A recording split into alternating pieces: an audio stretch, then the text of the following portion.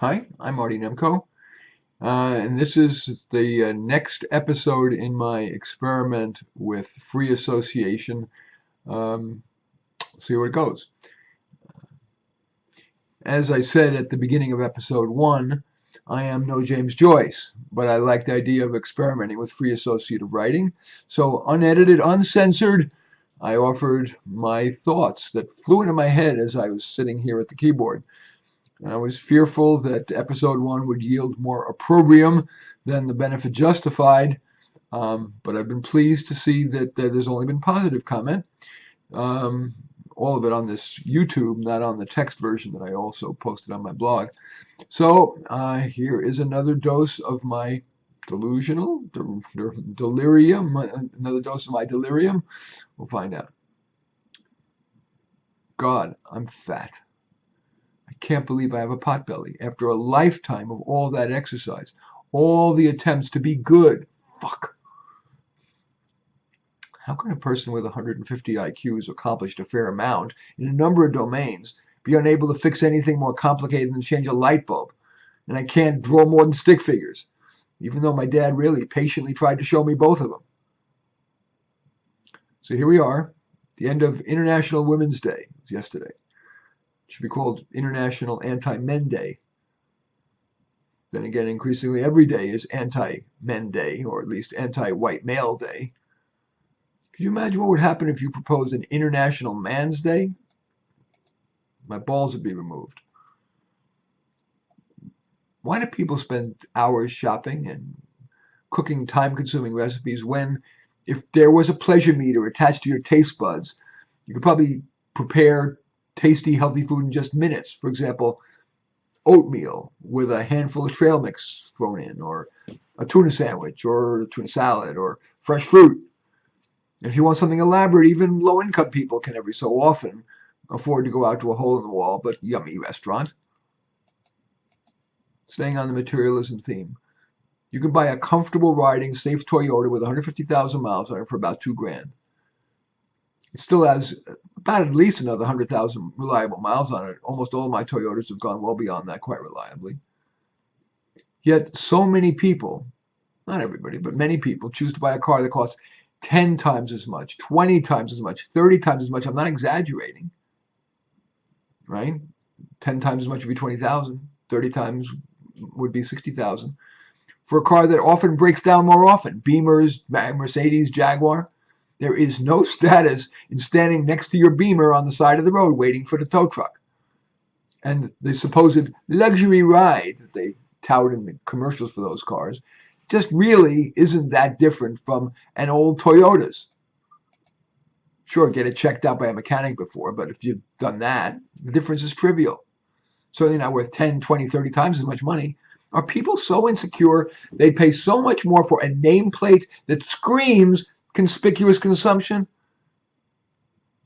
And people who make such purchases usually don't limit them to cars, so their materialistic lifestyle often makes them take a job they hate. For example, corporate drone or insurance salesman, when they'd rather play in a rock band or be a craftsman or splatter paint on a canvas. Martin, you're so damn practical. Is there no room for some irrationality? No room for spending too much occasionally, idling around too much, at least for a while? You're old, or at least you're getting there. Isn't it time to let down the guard a little? You've earned the right to be a little wasteful. But that's capitulating. That's throwing down the gauntlet. It's entering the staging area for the hereafter. Pre-drooling, sybaritic silliness. Wine, women. Oh, women. Alas, my sex drive and my morals preclude looking further than Barbara. Wine, women, and song. Song. But even that, my greatest talent, piano playing, holds little interest for me anymore. I'm in decline even there. I look forward most late nights to what my childhood friend Joan Klein's father did, reading while listening to his hi-fi. That felt like such an old man thing to do when I was a kid, and now it's me. It's one of my few pleasures. Damn. Pleasure. So little gives me real pleasure. Eating. for that moment on the lips preceding the lifetime on the hips, or should I say my belly, which is more dangerous. But my constant awareness of all that taints even the pleasure of eating. Yet that awareness somehow doesn't seem to stop my overeating, or should I say over-inhaling. I eat so ridiculously fast, like a wild animal, scarfing it down lest a competitor wrest it away from me. Okay, back to pleasures. Reading. Alas, literature, which has always been largely beyond me, especially Shakespeare and the like, is getting harder. I read chapter 2, or if I'm lucky, chapter 3, without remembering enough of what went on in chapter 1. Damn. Articles, short stories. That's not so bad, I guess. Come on, Marty, what else is pleasurable? I kind of like writing this, saying this. I like my doggy, yes, doggy, Einstein. I like digging in the garden. I'm still strong. I can really take a shovel and dig deep into my heavy clay soil. I like getting on my knees and weeding. I'm in awe. The word awesome has been so cheapened, but it's deserved for the miracle of growth that I see in my garden, whether it's plants or animals. Roses. You know, the ones with the classic form, the spiral? They're among life's most beautiful objects. I'm especially enamored of those mini roses you get in the supermarket or in a big box store. In the Bay Area, I can grow them in my garden, not just throw away houseplants.